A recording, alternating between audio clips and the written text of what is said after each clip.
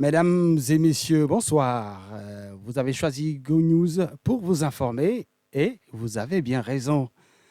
On débute ce bulletin d'information avec un résumé de la réunion du Conseil des ministres présidée par le chef de l'État, son Excellence, M. Bassirou Diomaye Diakhar Faye, ce mercredi 9 octobre 2024 au Palais de la République.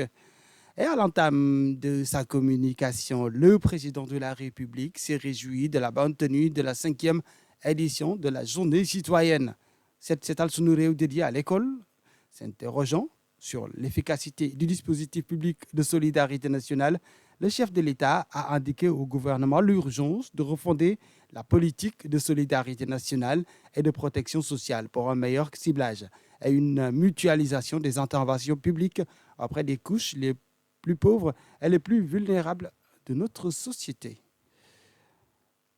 Évoquant l'importance stratégique de l'élevage dans notre politique de souveraineté alimentaire, le président de la République a demandé au ministre de l'Agriculture, de la Souveraineté alimentaire, de l'élevage et au secrétaire d'État en charge des organisations paysannes de finaliser avec les acteurs des filières l'évaluation consensuelle des programmes, projets et conventions de concession en matière d'élevage et de production animale. Le chef de l'État a par ailleurs demandé au ministre du Travail de veiller à l'évaluation prospective des politiques et programmes sectoriels de protection sociale conformément aux normes internationales, abordant la question de la nouvelle gestion et d'accompagnement des Sénégalais de l'extérieur.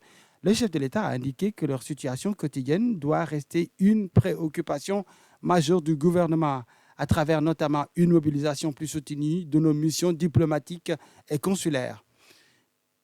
Dans sa communication, le Premier ministre, de son côté, a rappelé la haute priorité accordée par M. le Président de la République à l'évaluation périodique de l'action gouvernementale.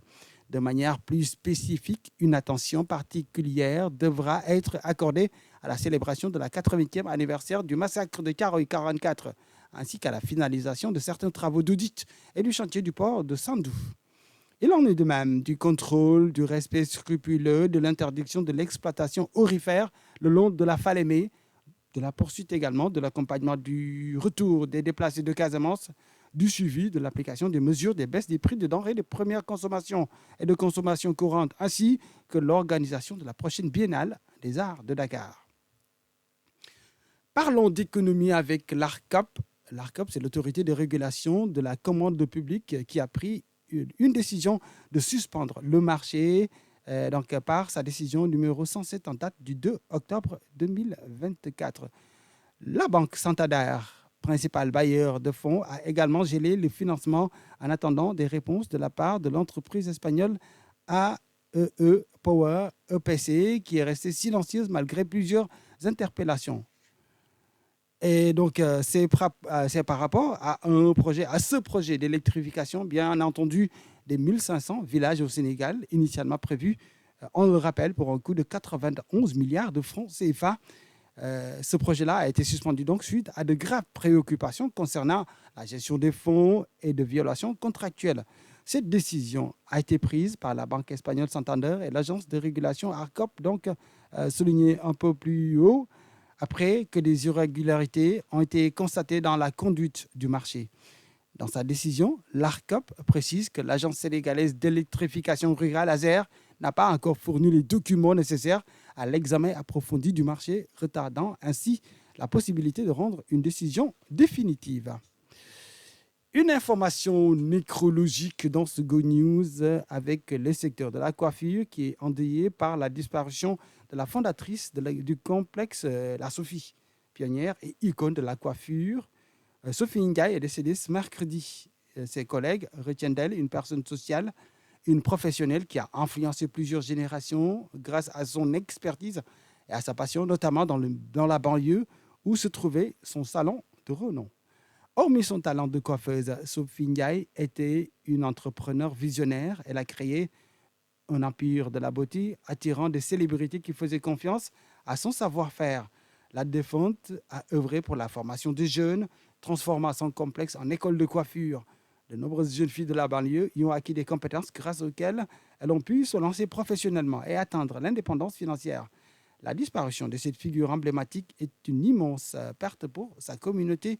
Et Go Dakar TV, par ma voix, présente ses condoléances évidemment à sa famille et à toute la famille de la coiffure au Sénégal.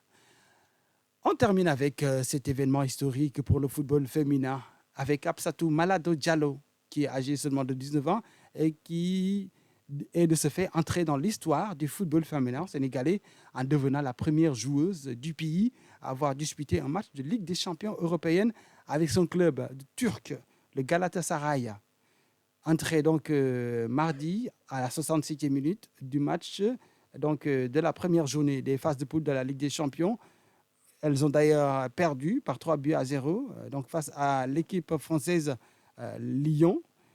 L'attaquante des Lions a marqué l'histoire donc du football sénégalais avec cette entrée en la matière. On lui souhaite bon vent et bonne suite avec cette phase de groupe avec le Galatasaray.